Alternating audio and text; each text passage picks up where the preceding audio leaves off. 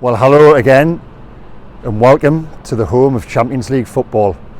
Yeah, I certainly didn't think I'd be saying that when I sat out doing these video blogs at the start of the season, but yeah, here we are, and this place was absolutely rocking again tonight. I thought pre-match Newcastle's supporters saved the very best until last for that one final push, and they got there. Now listen, it wasn't easy, it wasn't pretty, and we'll talk about the mechanics of how they achieved that within the confines of tonight in just a moment. But how have they achieved that over the course of a season when, as Eddie Howe has just admitted to us downstairs there in the press room, the ambition really was to avoid another season whereby they were battling against relegation. Now, of course, that is the official line. I think internally they always wanted to achieve something far more than that. But I think, yeah, they've surpassed their own expectations, and certainly those of journalists, of supporters. And I'll take you back to a night right on the eve of the season when myself and a few of my colleagues did a true faith event actually down at the comedy club in town, and we were all asked for our pre-season expectations. Some journalists said, very much in tune with what Eddie's just said to us there, that they wanted to have a relegated season whereby they weren't reporting on a relegation campaign. Be that a relatively comfortable top 10 finish in European football would be a bonus. Now for me, I went one further than that. In the end, I didn't actually go far enough, but I said that I thought European football was a must for Newcastle this year, just to maintain that forward momentum, to keep players like Bruno Guimaraes, Sven Botman, Alexander Isak, to keep that calibre of player who joined the club, to keep them happy and in line with the reasons they came here in the first place. Now, yeah, I thought top 7 Europa Conference League at a minimum was achievable. I never ever imagined it would be top 4 and it would be Champions League. Now what is the reason for that? Yes, there's been investment. There's been £250 million spent over 3 windows, but as I've said before, most other teams have spent that amount of money in the top 6, if not more, during the same period. So there has to be another reason as to why Newcastle will be playing in Europe's top competition next year, and the reason is Eddie Howe. It comes back to one man. He's the person who has accelerated their journey, and what he has achieved with this group of players it's a victory for management, it's a victory for coaching, it's a victory for improvement, for self-improvement, improving those individuals under your care.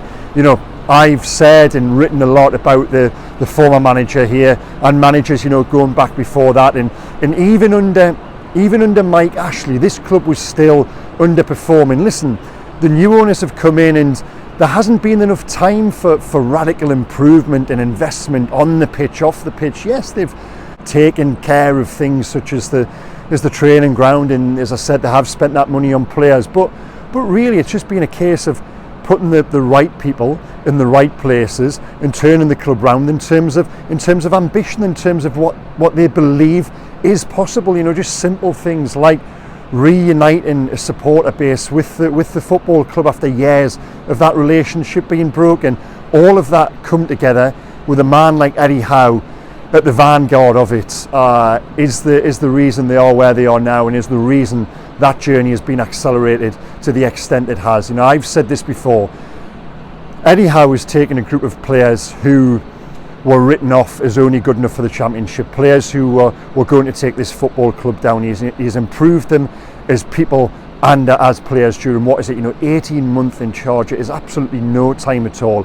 He is the overriding reason why the club will be playing Champions League football next year, and for that he deserves enormous credit, and so too do the owners for appointing him in the first place, albeit with a little bit of luck with what happened with Unai Emery. But since then they have worked together in tandem perfectly, really, and credit to the Amanda Staveley, Murdoch Adusi, Jamie Rubin, the guys who are on the ground in the UK and who've made those decisions with Eddie. And while I say they've spent that £250 million, have they wasted a penny?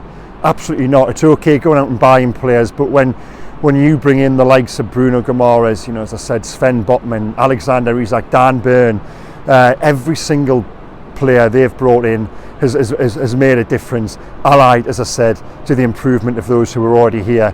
But for all of that, you can perhaps argue, though, that the hard work actually starts now. Now, I would never say they've done the easy part, because what they've achieved has been, incredibly difficult and against the odds. But because they are ahead of where they ever expected to be, they've now got to build a squad this summer which will be good enough to compete on 2, 3, 4 fronts. Now, this season proved, when they tried to align a Premier League campaign to a Carabao Cup run, they couldn't do it. The squad was too stretched, mentally, physically, even ability-wise at times. You saw with certain players coming in at certain times that the squad wasn't deep enough. They've now got to go that. Now, I would never say they've got to go and do that to avoid embarrassment next year. I think this group of players here would be good enough to go into next season and to hold their own, so to speak.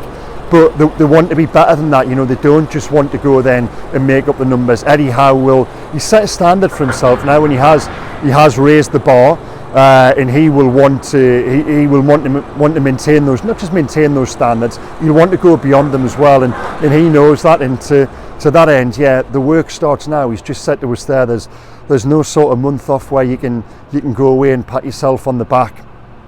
If anything, if they'd finished if they'd finished outside the top 4, I think summer recruitment might have been a little bit easier. It would have been more gradual, more incremental. But as it is now, they've got to go to the very top of those lists that have been formulating in recent months and work out a way of trying to get those deals done, to bring those players in, to give themselves a squad which is Champions League ready. As Eddie Howe said, 2 11s, that's a hell of a challenge.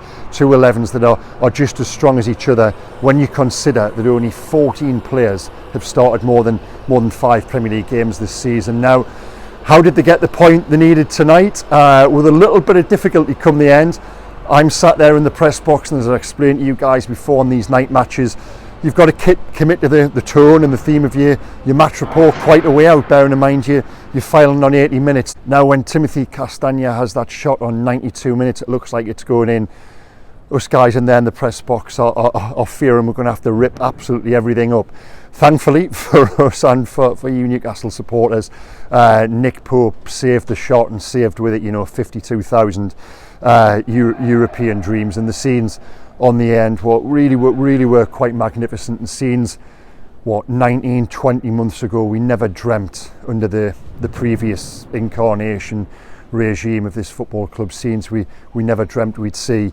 Now, as for the 90 minutes, I thought Newcastle played well enough. They were clearly better than Leicester, while at the same time, that finishing touch, that little bit of composure in the final third wasn't there. Listen, they hit the post 3 times. They had 23 efforts on goal. Should they have won the match? Were they good enough to win the match? Yes, absolutely they were. But at the same time, I think there's got to be a degree of praise for Leicester. A point it's a hell of a difference for them in terms of their fight to stay up. A point now means for them that if they win on the final day, Everton also have to win to stay up at their expense. And I thought Dean Smith got it right to a degree. Now, it was a surprise not to see James Maddison and Harvey Barnes in the starting 11. There was some perhaps slightly tongue-in-cheek suggestions in the press box that the fact that Harvey Barnes and James Maddison were potential targets for Newcastle and relegation might in fact make it easier for them to exit Leicester. That might have been the reason they were left out. Now, I'm not questioning their professionalism for a moment there, but there was that slight suspicion. Now, they came on in the second half on the hour, and Leicester immediately looked a little bit better, and Newcastle at the end, I thought, lost a little bit of control. It became a little bit ragged, and had Leicester scored, even though that 92nd minute effort was the first shot on target. Now, had they scored, Newcastle would have had to go down to Chelsea and do something they haven't done in 11 years, and that's get a point at Stamford Bridge. So it would have made for a hell of a nervy final day. But as it is, they've done it. They did enough. They've got the job done. They did what they had to. Could have been very different had Bruno been sent off after 9 minutes. Now, I've only seen one replay back, and to me, he looked extremely lucky to stay on the pitch, and Leicester boss Dean Smith has made that point there afterwards, and I have to say I've got a degree of sympathy with him. Now, who were Newcastle's best players tonight? I haven't got a clue. I had my head down typing for most of the second half, I must admit, but I think it perhaps comes back to Nick Pope. even for that save, I thought Sean Longstaff come in and did very well again. For not having played for a month, you can see what a difference he does make to the side. But I think I give my top mark to Pope, just for having had nothing to do all night, and to make the save that makes a difference. I thought was probably worthy of top marks on a night where, as I say, there was lots of 6s and 7s there. The team did okay without really being brilliant. But I come back to the point, they did enough, and that is the reason why come next season, football in the stadium in these video blogs will be brought to you in association with the Champions League. Now, we've still got time for one more match down at Chelsea on Sunday.